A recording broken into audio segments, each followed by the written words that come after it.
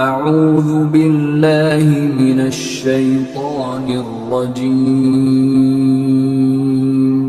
بسم اللہ الرحمن الرحیم۔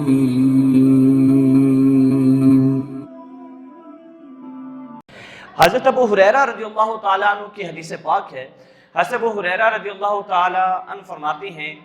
کہ شیطان نظر آیا، دو شیطان، ایک شیطان کو دیکھا گیا تو بڑا کیا تھا، فربا تھا، موٹا تھا، تازہ تھا، سر پہ تیل بھی لگایا ہوا ہے، جسم پہ کپڑا بھی پہنا ہوا ہے اور سر پہ کپڑا بھی رکھا ہوا ہے۔ دوسرے شیطان کو دیکھا تو بڑا دبلا سا ہے، کمزور سا ہے، نحیف سا ہے، بالکل کمزور۔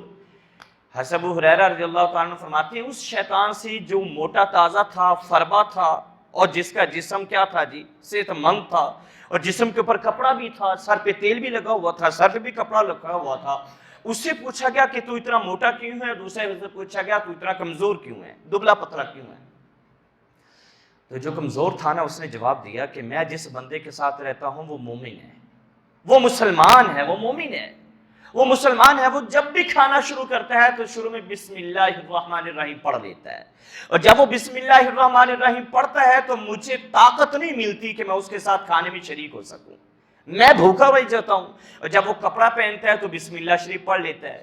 پھر بھی میں کپڑا بھی اس کے استعمال کر سکتا۔ وہ سر پہ تیل لگاتا ہے، آنکھوں میں سرما لگاتا ہے، سر پہ پگڑی باندھتا ہے، امامہ شریف رکھتا ہے، وہ ہر نیک کام کے شروع کے اندر بسم اللہ پڑھتا ہے،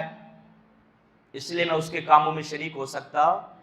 نہیں ہوں، کھانا کھا سکتا نہیں ہوں، اس لیے میرا جسم بھی کمزور ہے، کمزوری واضح ہے، نظر آ رہی ہے، دبلا پتلا ہوں۔ اور دوسرا جو شیطان تھا، جو بھاری بھرکم تھا، جو موٹا تازہ تھا، جس کا جسم بھی صحت مند تھا، اس سے پوچھا گیا، اس نے کہا میں ایسے بندے کے ساتھ رہتا ہوں، ایسے کافر کے ساتھ، وہ تو بسم اللہ کو مانتا ہی نہیں ہے، وہ بسم اللہ پڑھتا نہیں ہے، اس لیے اس کے کھانے میں بھی شریک ہوتا ہوں، لباس میں بھی شریک ہوتا ہوں، اور اس کے سرما پہننے میں بھی شریک ہوتا ہوں، تیل لگانے میں بھی شریک ہوتا ہوں،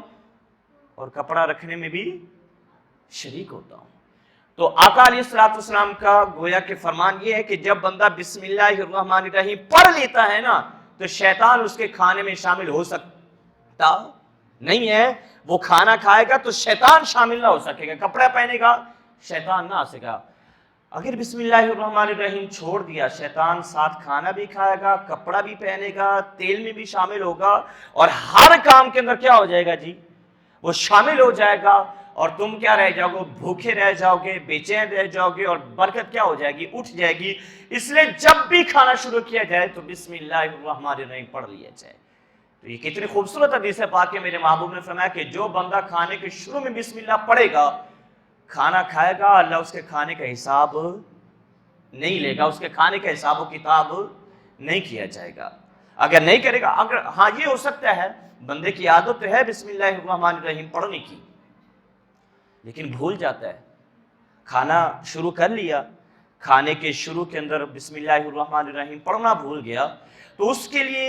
یہ فرمایا گیا کہ وہ بندہ جس نے کھانے کی ابتدا کے اندر بسم اللہ الرحمن الرحیم نہ پڑھنا ہو، نہ پڑھا ہوا بھول گیا ہو، کھانے کی ابتدا کے اندر یاد آئے تو پھر بھی بسم اللہ الرحمن الرحیم پڑھ لے، اور آخر کے اندر یاد آئے تو بسم اللہ اولہ و آخرہ پڑھ لے، تو انشاءاللہ تبارک و تعالی جو کھانے کی جو بسم اللہ الرحمن الرحیم کی برکتیں ہیں اس کو حاصل ہو جائیں گے۔ اور بسم اللہ الرحمن الرحیم ہر نیک کام کے شروع کے اندر کیا کر لیں، شامل زندگی کر لیں، شامل کر لیں، اس کو بے شمار برکتیں ہیں۔